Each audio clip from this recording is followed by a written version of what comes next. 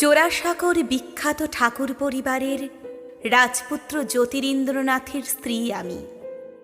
বিয়ে যখন হলো তখন কত বয়স আমার, পুরো 9 বছর। আমি তোমাদেরই চাকর শ্যাম গাঙ্গুলির কালো রোগা অশিক্ষিতা মেয়ে। এসেই বুঝেছিলাম যোগ্য নই আমি ঠাকুর বাড়ির, যোগ্য নই তোমার অভিজাত শিক্ষিত নতুন দাদার। তোমাদের চাকরের মেয়ে বিয়ের পর বাড়ির অন্দরমহলে যাওয়ার অধিকার পেল, কিন্তু বাবা চাকর বলে সে অধিকার পেলেন না কখনো। তিনিও যে আত্মীয় সেটা ভাবার উদারতা তোমার বাড়িতে ছিল না কোনো দিন, কারণ তোমাদের দয়ার দানে আমাদের সংসার চলত। তোমাদের উচ্ছিষ্ট ভোজনেই ক্ষুণ্ণিবৃত্তি হতো আমাদের। বিয়ের পরও স্বামী ব্যস্ত শিক্ষিতা মেজ বৌঠানের গানের মজলিসে, অথবা তার নাটকের নায়িকাকে নিয়ে গভীর প্রেমালাপে। আর আমার রাত কাটতো আদরের উপবাসে, দিনের পর দিন রাতের পর রাত শুধু অপেক্ষা। কিন্তু উনি ফিরতেন না, কোনো প্রাণ প্রতিষ্ঠা হলো না আমাদের সে সম্পর্কের। বড্ড সাজানো ছিল সম্পর্কটা। রান্নাঘরে প্রতিনিয়ত গঞ্জনা সইতে হতো, সন্তানহীনতার দায়ে বাঁজা বলতো সবাই। আমি যে চাকরের মেয়ে, স্বামীর অযোগ্য, বারবার মনে করিয়ে দিয়ে রক্তাক্ত করে তুলত বুক। মেজ দাদার কথাটা আজও মর্মে মর্মে বাজে।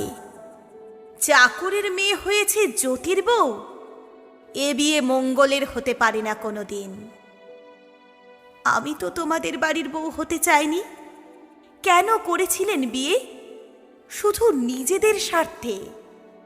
তোমরা ব্রাহ্ম ছিলে বলে হিন্দু ঘরের যোগ্য শিক্ষিতা কন্যা তোমাদের ঘরে বিয়ে করত না, তাই অগত্যা এই চাকরের মেয়েই ছিল সম্বল।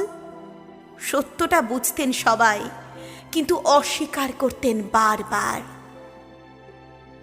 স্বামী থেকেও না থাকা, সংসার থেকেও না থাকা, প্রতি মুহূর্তে মরে যেতে চাইতাম, কিন্তু তোমার জন্যই বেঁচে ছিলাম রবি। বাঁচার আর কোনো কারণ ছিল না। জ্ঞানে গুণে প্রাণের প্লাবনে তুমি ছিলে অনন্য, তুমিই ছিলে আমার অবলম্বন। সমস্ত অপমানের প্রতিষেধক ছিল তোমার গান, ভাষা আর আদরে।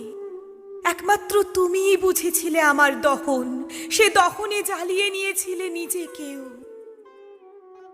তোমার আমার হাতে গড়া শখের নন্দন কানন, যেখানে প্রথম তুমি কাছে টেনে চুমু খেয়েছিলে আমার ঠোঁটে, সারা শরীর কাঁটা দিয়ে উঠেছিল আমার একটা ভয়ে, একটা আবেগে।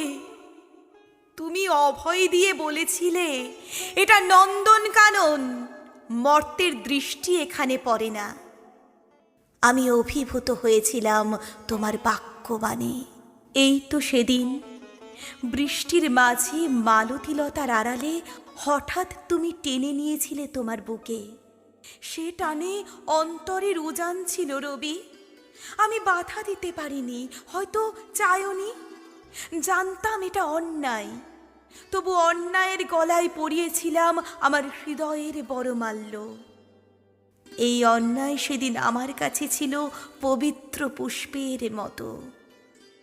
বহুদিনের আদরের উপবাস সেদিন ভেঙে গেছিল তোমার হৃদয় প্রবাহে।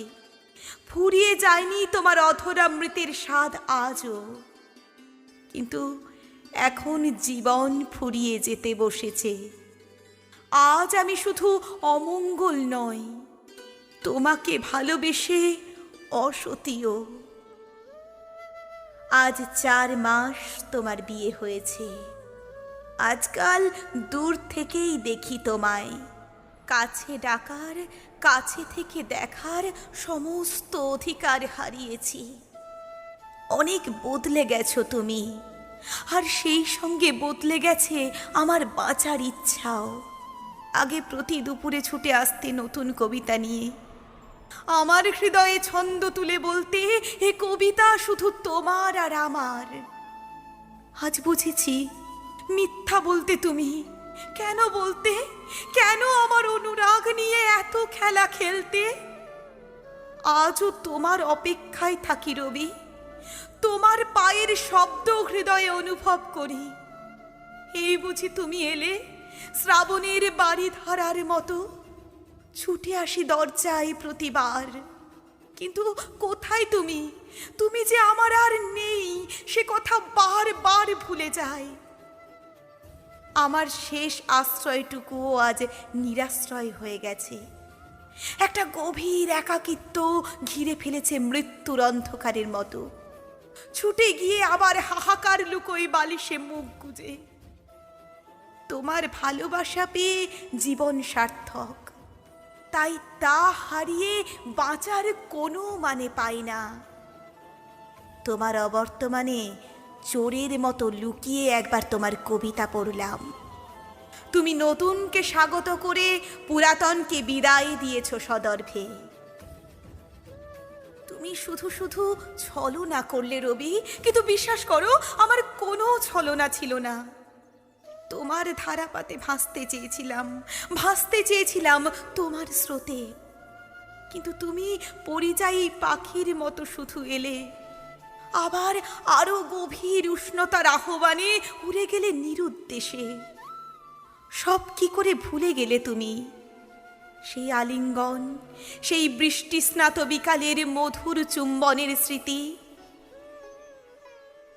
নন্দনকাননের সেই অমল সকাল, কবিতা পাঠের সেই নিঝুম দুপুর, বারান্দায় সেই বর্ণিল বিকেল, ছাদের সেই স্নিগ্ধ সন্ধ্যা। সবই রেখে গেলাম তোমার আর নতুন বৌঠানের তরে। ওগুলো এখন বিষের মতো লাগে আমার। রবিহীন এ জীবন শুধু নিশ্চিদ্র অন্ধকার। আজ এই অসতির বিদায়। আমার চিঠিখানি পড়ে জ্বালিয়ে দিও আমার চিতার সঙ্গেই। আমার সাধের নন্দন কানন আজ আদরের অভাবে শুকিয়ে গেছে। কটা মরা পাতা লেগে আছে শুকনো ডালে, আমার মতোই অকালে ঝরে যাবে বলে প্রতীক্ষায় প্রহর গুনছে তারাও। হয়তো আদর পেলে আরো কিছুদিন বাঁচত নন্দন কানন, আরো কিছুদিন বাঁচতাম আমি কাদম্বরী। আমার হিয়ার মাঝে লুকিয়েছিলে, দেখতে আমি পাইনি তোমায় দেখতে।